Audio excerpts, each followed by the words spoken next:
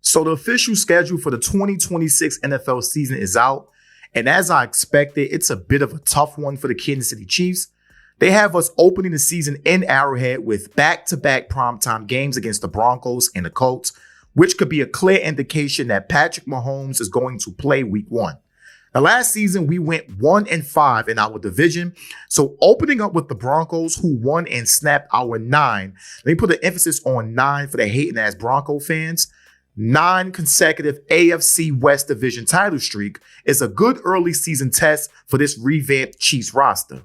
Then we'll go on the road for the next 2 games to face the Dolphins.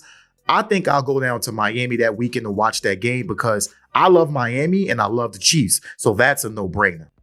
But the Chiefs will then head to Vegas to play the Raiders before an early Week 5 bye, which I'm really not a fan of because with the early bye, it means they're playing 13 regular season games straight into the playoffs unless they were to get the number 1 seed, which gives you a bye and rest during wildcard weekend.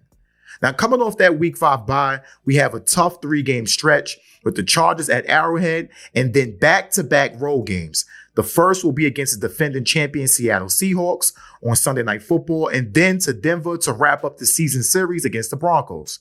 And next up, we have, and I'm only saying this based on last year's performances, but these next 3 games are the weakest part of the schedule. We have 2 games at home against the Jets and Cardinals, and then we go on the road to Atlanta to face the Falcons. And I'm not overlooking any of those teams because anything can happen in the NFL.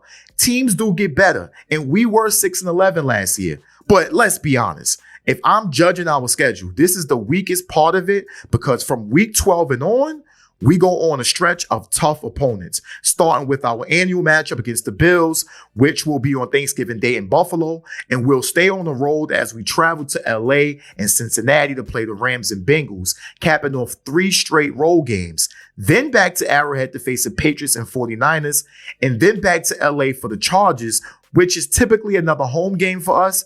And we end the season off in Arrowhead against the Raiders, a game that I hope means absolutely nothing for us, in a good way, of course. It's hard for me to make any predictions because there's so much unknown for this team going into this particular season. But I'll predict with this schedule and some bias, of course, we'll go 12-5, we'll make the playoffs, and we'll be back competing for another Super Bowl championship.